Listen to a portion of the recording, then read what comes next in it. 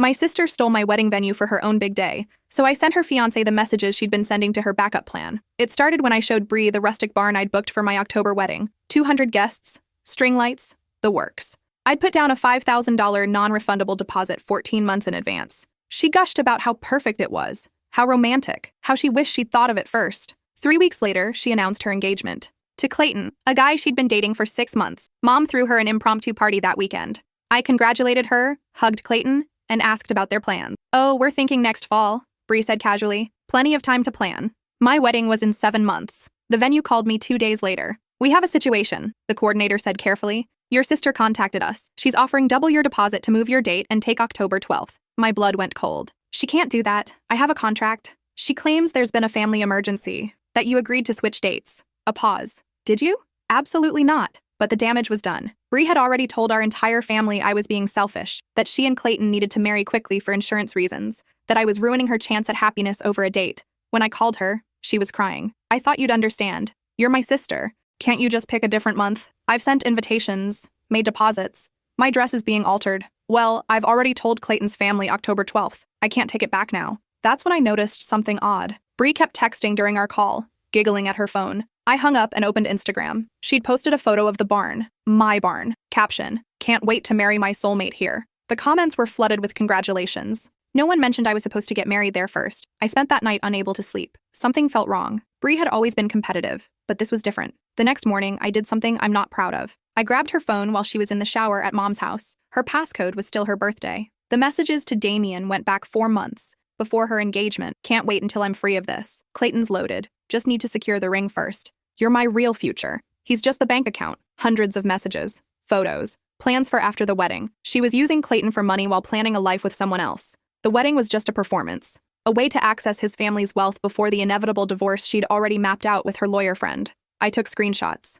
Every single one. That evening, I created a burner email and sent everything to Clayton. No message, just the truth. Then I waited. Clayton called off the engagement 3 days later, publicly, on Facebook, with receipts. The family exploded. Bree claimed I'd fabricated everything, that I was jealous and vindictive. Mom called me crying. Dad said I'd destroyed our family over a venue. She was scamming him, I said. That was between them. Mom snapped. You had no right. But here's what nobody knew. Clayton's father owned the company that employed my dad. And Clayton's mother sat on the board of the charity where Mom volunteered. And Clayton's sister was the family lawyer who'd handled my grandmother's estate. By revealing Bree's plan, I'd just nuked every connection our family had to the most powerful network in our town. The fallout started immediately. Dad got a meeting request from HR. Mom's charity position was reevaluated, and the family lawyer sent a formal letter about the estate distribution. Then yesterday, Bree showed up at my apartment. Her eyes were different, cold. "You think you won?" she said quietly. She dropped a folder on my table. Inside were documents I'd never seen, property deeds, bank statements,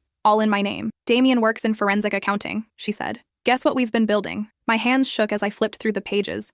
My signature on loan applications I'd never filled out. Credit cards opened in my name. A mortgage on a property in Nevada I'd never heard of. Tax documents showing income I'd never earned. "That's identity theft," I whispered. Bree smiled. "Prove it. Those are your signatures, your social security number, your driver's license information." She leaned against my counter like she owned the place. "Damien's very talented. He spent 6 months learning every detail about you, how you sign your name, your banking habits, even the slight slant in your handwriting when you're tired." "Why?" "Insurance," she said simply. "I knew you'd interfere eventually, you always do, so we prepared." I looked at the dates. The first document was from 8 months ago, before her engagement to Clayton, before any of this started. "You planned this from the beginning." "I planned for every possibility." She picked up one of the documents. "Right now, you owe $847,000 in outstanding debt. The IRS has questions about unreported income, and there's an active investigation into mortgage fraud tied to that Nevada property." She paused. Unless what? "Unless you fix this. Call Clayton. Tell him you made everything up, that you doctored those messages because you were jealous.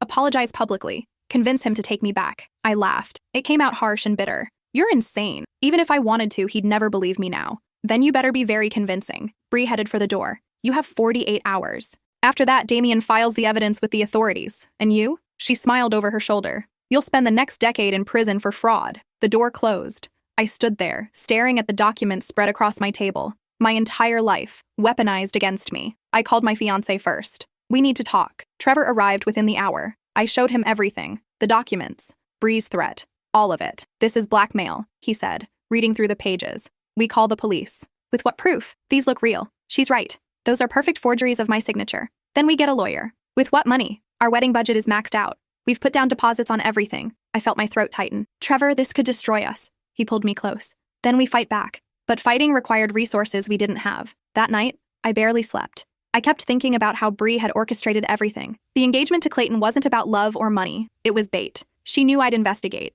knew I'd find the messages, knew I'd expose her. She wanted me to. The next morning, I drove to Clayton's office. His assistant tried to stop me, but I pushed past. I need 5 minutes, I said. Clayton looked up from his desk. His face was hard. You've got 3. Bree's blackmailing me. I laid out the documents, explained everything. He listened without interrupting. Why should I believe you, he asked when I finished. You already proved you'll do anything to hurt her. I didn't hurt her. I saved you. I met his eyes. But I need you to know something. This was her plan all along. The engagement, the venue theft, my reaction. She orchestrated everything. To what end? To create leverage. She knew I'd expose her. She wanted me to. Now she has me trapped, and she's using it to force me to recant. To make you believe I fabricated everything. Clayton was quiet for a long moment. What do you want from me? Help. You're a lawyer. Your family has resources. I need to know if these documents would hold up. He took the folder. I'll have my forensic team look at them, but I'm not promising anything. That's all I'm asking. I left his office with a tiny spark of hope. 2 days later, Clayton called. We need to meet. Bring your fiancé. We met at his family's law firm. Clayton sat across from us, his expression unreadable. My team analyzed the documents. They're good, professionally done, but they found something. He slid a report across the table. The signatures are too perfect. When you sign your name, there are natural variations.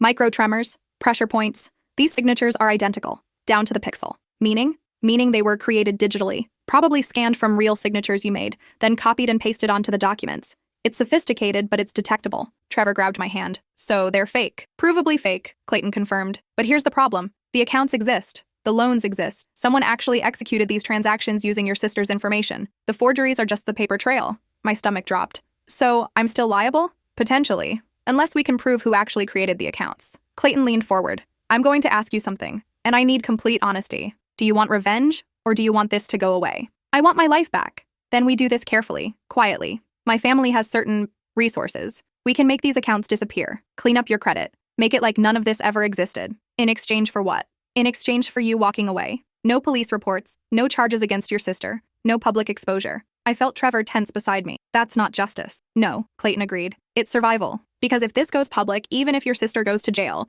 the damage to your reputation will be permanent. Financial institutions will blacklist you. Employers will question you. Your wedding? He shook his head. Postponed at minimum, canceled at worst. She can't get away with this, I said. She already has. Clayton's voice was cold. The question is whether you're willing to let her take you down with her. I thought about my wedding, my future with Trevor, the life we'd been planning. What about Bree? She just wins? She thinks she's won. That's different. Something dark flickered across Clayton's face. You exposed her. My family knows what she is now. Trust me when I say, that has consequences. I didn't ask what he meant. 3 days later, every fraudulent account in my name was closed. The debt vanished. My credit report showed no trace of the identity theft. It was like Bree's blackmail had never existed, except I knew it had. Bree called that evening. I'm impressed. I didn't think you'd go running to Clayton. Her voice was tight. But it doesn't matter. You still ruined everything. You ruined it yourself. No, I had a plan. A good one. And you destroyed it because you're petty and jealous. I'm neither of those things. Then what are you? Done. I hung up. I thought that was the end of it.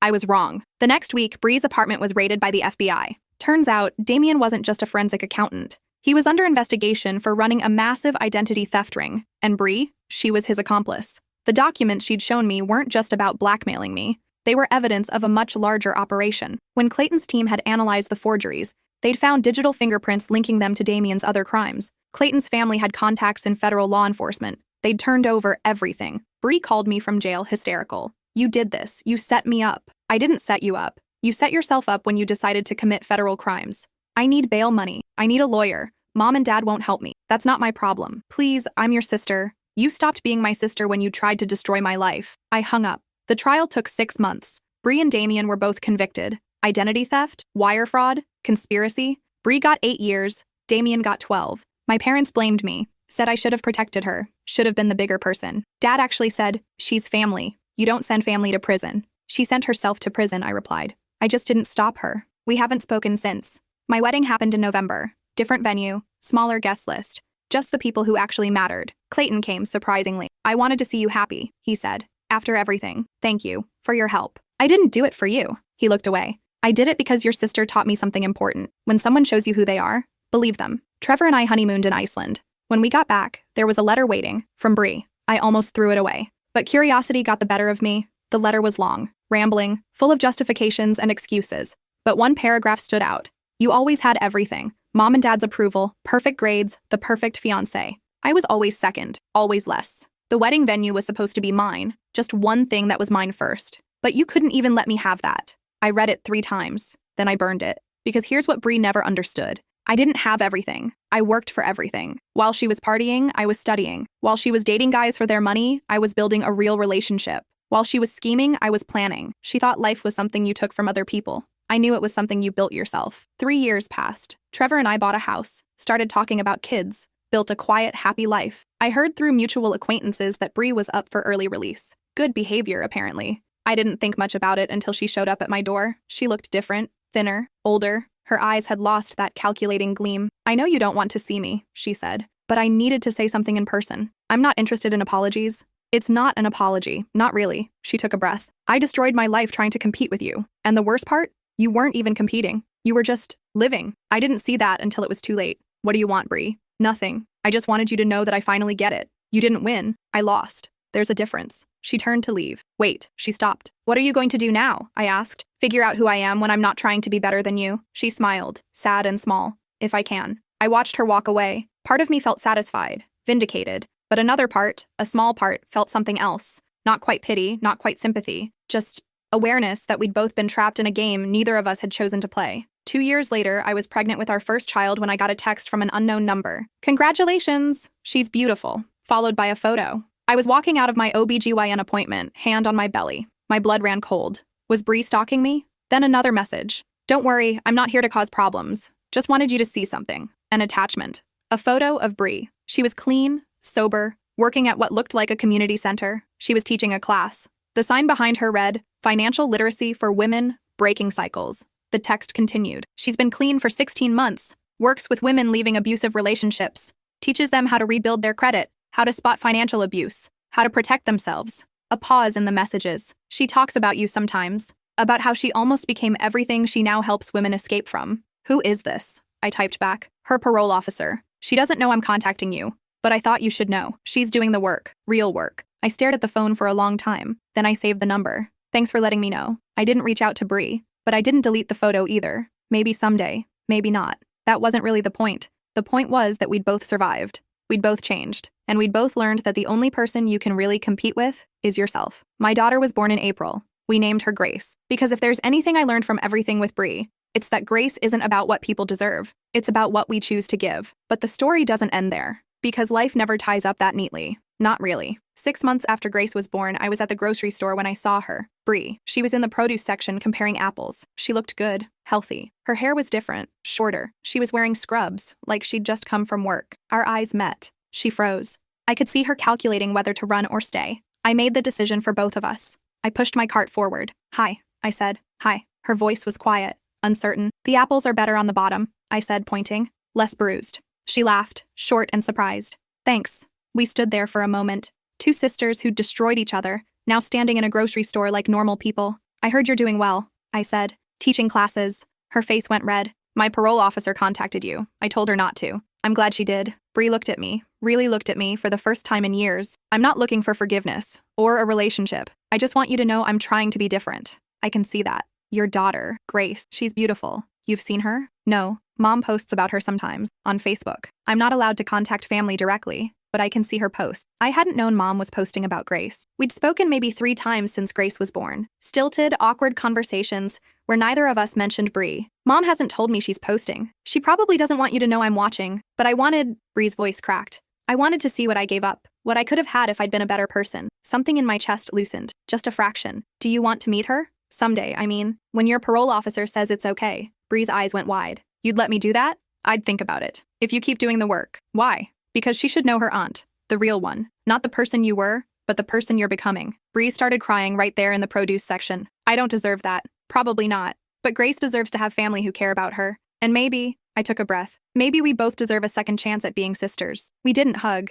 We weren't there yet. But we exchanged numbers. Real ones this time. Don't make me regret this, I said. I won't. I promise. I pushed my cart toward the checkout, and Bree went back to her apples. It wasn't a happy ending. It wasn't even really an ending. It was just a moment. A possibility. a crack in the wall we'd built between us. Whether anything would grow there remained to be seen, but for the first time in years, I felt something other than anger when I thought about my sister. I felt hope. 3 months later, Bree's parole officer approved supervised visits. We met at a park. Bree brought a gift for Grace, a stuffed rabbit she'd made in one of her rehabilitation classes. It was a little lopsided, but Grace loved it immediately. "She's perfect," Bree whispered, watching Grace clutch the rabbit. "She's teething and hasn't slept through the night in 2 weeks," I said honestly. "But yeah, she's perfect." We sat on a bench while Grace played on a blanket between us. "I've been seeing a therapist," Bree said suddenly, "for the past year. Court mandated at first, but now I go on my own. That's good. She says I have," Bree paused like the words were hard, "narcissistic tendencies and deep-rooted insecurity from always comparing myself to you. Mom and Dad didn't help." "No, they didn't." Bree picked at her nail polish. "Remember how they used to make us compete? For everything? Grades, boys, even Christmas presents. Who got the better gift meant who was the better daughter that year. I'd forgotten about that.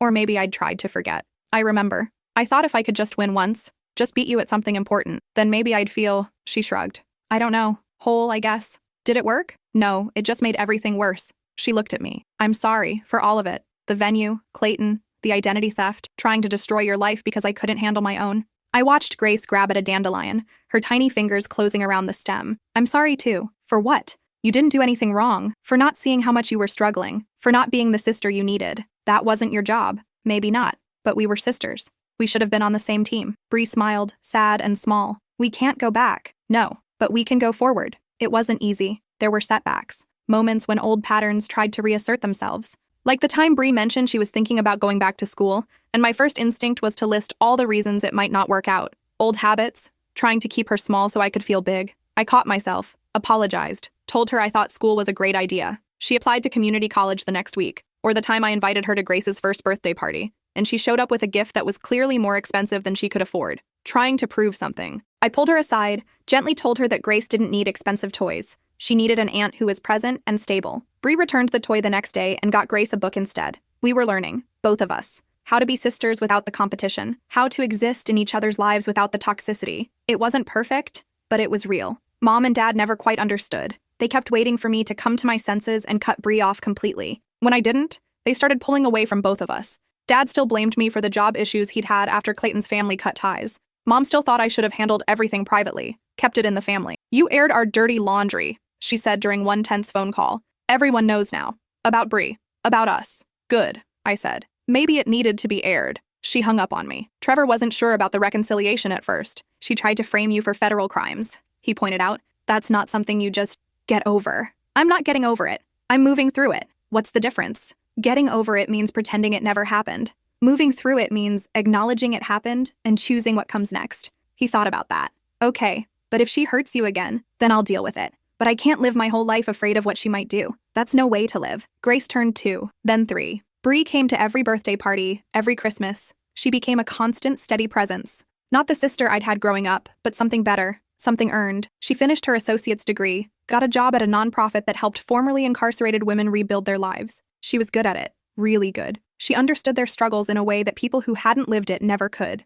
"I think I found my purpose," she told me one day. We were having coffee while Grace was at preschool, helping other women not make the mistakes I made. "You're doing important work. I'm doing the work I should have done years ago. On myself, I mean." She stirred her coffee. "My therapist says I'm finally learning to measure success by my own standards, instead of comparing myself to everyone else." "How's that going?" "Hard, but better." She smiled. "I celebrated 6 months at my job yesterday. In the past, I would have immediately thought about how you've had your job for 5 years, how I'm still behind. But this time, I just celebrated the 6 months. Because 6 months is an accomplishment for me, regardless of what anyone else is doing. I'm proud of you." Her eyes got misty. "That means a lot. We'd rebuilt something. Not what we'd lost, because that was gone forever, but something new, something that felt more honest." Then Mom got sick. The call came from Dad. "Your mother has cancer, stage 3. She starts treatment next week. I'll be there. Will you?" His voice was bitter. "You've barely spoken to us in 5 years. She's my mother. Of course I'll be there." Bree and I went together. Mom's face when she saw us walk in side by side was complicated. Surprise, relief, maybe a little fear. "Both of you came," she said weakly. "Of course we did," I said. We sat on either side of her hospital bed. Bree took her left hand. I took her right. "We're here, Mom," Bree said softly. "Whatever you need." Mom started crying. "I'm so sorry for all of it. For pitting you against each other, for not protecting you, for caring more about what people thought than what you needed. Mom, no, let me say this." She looked at both of us. "I was a terrible mother. I knew what I was doing was wrong, but I did it anyway because that's how I was raised. And I told myself you'd both be fine, that the competition would make you stronger. It almost destroyed us, I said quietly. I know, and I have to live with that. She squeezed our hands, but seeing you two together now, working through it, being there for each other, that's not because of me, that's despite me. Bree and I looked at each other across the hospital bed. We almost didn't make it, Bree said. It was really close, but we did, I added. And we're going to be here for you, both of us. Mom's treatment was brutal. 6 months of chemotherapy, surgery, radiation. Bree and I split the caregiving duties. I handled weekdays. Bree handled weekends. Dad tried to help, but he was falling apart. After 40 years of marriage, he couldn't imagine life without Mom. I don't know how to do this, he admitted one night. We were all at the hospital. Mom was sleeping. I don't know how to be strong for her. Then don't be strong, Bree said. Be present. That's all she needs. It was strange, seeing Dad vulnerable. He'd always been this distant, authoritative figure. Now he was just a scared man watching his wife fight for her life. I'm sorry, he said suddenly, to both of you, for how I raised you, for the things I said when he couldn't finish. We know, I said, and we're here anyway. Mom survived. After 8 months of hell, she went into remission. When the doctor gave us the news, Bree and I grabbed each other and sobbed. Years of baggage, and in that moment, we were just two sisters grateful their mother was going to live. The experience changed things. Mom started family therapy with Dad. She called to apologize, really apologize, for specific things she'd done. She acknowledged the damage, took responsibility. It didn't fix everything, but it was a start. Dad took early retirement, spent his time volunteering and trying to rebuild his relationship with both of us. I missed so much, he said once. Your whole lives, I was working or worried about status, and I missed the actual important things. Grace turned 5. She adored her Aunt Bree, didn't know the complicated history, just knew that Aunt Bree taught her how to paint and always remembered her favorite snacks. Why don't Grandma and Grandpa like Aunt Bree? She asked once. They do like her, I said carefully. It's complicated. Why? How do you explain to a 5-year-old that people can hurt each other and still love each other? That families are messy and healing takes time? Because grown-ups make mistakes sometimes. But we're working on it. Good. I love Aunt Bree. Me too, baby. Bree met someone. His name was Owen. He worked at the nonprofit with her. He knew her whole story and loved her anyway. He sees me, she told me. Not who I was. Not who I'm trying to be. Just me, right now. And he loves that person. That's beautiful. I never thought I'd have this. A real relationship. One that's not based on what I can get from someone. They got engaged a year later. Small ceremony. Just close friends and family. Bree asked me to be her maid of honor. I cried when she asked. Are you sure? You're my sister. Who else would I ask? The wedding was simple. Beautiful. Nothing like the elaborate show she'd planned with Clayton. This was real. Honest. Two people who'd both survived hard things, choosing each other. When Bree walked down the aisle, I was crying. So was Mom. So was Dad. We were a family, broken and rebuilt. Scarred, but healing. At the reception, Bree pulled me aside. Thank you. For what? For not giving up on me, even when you should have. Even when I gave you every reason to. She hugged me tight. You saved my life. You know that, right? You saved your own life. I just didn't stop you from doing it. Same thing. Not even close. She laughed. Okay, fine. But still, thank you. I watched her dance with Owen. Watched her laugh. Really laugh. Not the calculated laugh she used to use to manipulate people. Real joy. She'd found herself. The real Bree. The one who'd been buried under layers of insecurity and competition. I was seeing her for the first time, and she was wonderful. Life moved forward. Trevor got promoted. I went back to work part-time. We had a second child, a boy, named him after Trevor's father. Bree and Owen bought a house 3 streets over. Grace was thrilled to have her aunt so close. We spent holidays together, had Sunday dinners, became the family we should have been all along. Mom and Dad slowly integrated back into our lives. It wasn't perfect. There were still moments of tension, old wounds that ached in bad weather. But we were trying, all of us. One evening, Bree and I were sitting on my porch. Kids were playing in the yard. Owen and Trevor were grilling. Mom and Dad were arguing good-naturedly about how to make potato salad. Can I tell you something? Bree said. Always. Sometimes I think about that night, when I came to your apartment with those fake documents. And I wonder what would have happened if Clayton hadn't helped you. I don't know. I think I would have destroyed you. Completely. And then I would have hated myself for it. But I still would have done it. She was quiet for a moment. I was that broken. But you're not anymore. No. But I could be again. That's what scares me. Like it's just waiting under the surface. You think I don't worry about that too? I asked. That I'll turn back into the person who was so desperate to win that I couldn't see my own sister drowning. You were never that person. Yes, I was. I was so focused on being successful, being perfect, that I never stopped to see how much you were hurting. I knew Mom and Dad compared us. I knew it was hurting you, but I liked winning, so I didn't say anything. That's not the same as what I did. Maybe not. But it wasn't innocent either. We watched our families, the life we'd built. We can't go back, Bree said. No, but we can keep going forward. Together. She reached over and took my hand. Together. Years passed. Grace graduated elementary school, started middle school. Our son started kindergarten. Bree and Owen had a daughter. named her Hope. When Bree told me the name, I understood. Hope for the future she was building. Hope for breaking the cycle. Hope for who she was becoming. Mom's cancer came back. We fought it again. This time we were all there. All of us. Together. She survived again. I'm going to outlive all of you out of pure stubbornness, she joked. We believed her. Dad started a foundation for families affected by toxic competition and narcissistic parenting. I want to help other families not make our mistakes, he said. It was his way of making amends. We supported him. On Grace's 13th birthday, she asked me about the story, the real story. I heard Grandma and Grandpa talking, she said, about how you and Aunt Bree used to hate each other. Is that true? Trevor and I looked at each other. We'd known this conversation was coming. Yes, I said. It's true. What happened? I told her. Not all of it. She was 13, not 30, but enough. The competition, the wedding venue, the betrayal, the identity theft, the prison time, the reconciliation. We hurt each other, I finished, really badly, and we almost never recovered. But we chose to try, and that made all the difference. Were you scared to let her back in? Terrified. Then why did you do it? Because she's my sister, and people can change. Not always, but sometimes. And when they do, they deserve a chance to show it. Grace thought about this. I'm glad you gave her a chance. Aunt Bree is awesome. She is now, but it took a lot of work from both of us. I won't ever let anyone make me compete with my cousin, Grace said firmly. When Hope and I are older, we're going to be friends. Real friends. Good. That's exactly how it should be. I watched Grace run off to find Hope. They were playing with dolls in the backyard. No competition, no comparison, just two cousins who loved each other. Bree caught my eye. She was watching them too. We smiled at each other. This was what we'd broken the cycle for, so the next generation wouldn't carry our scars.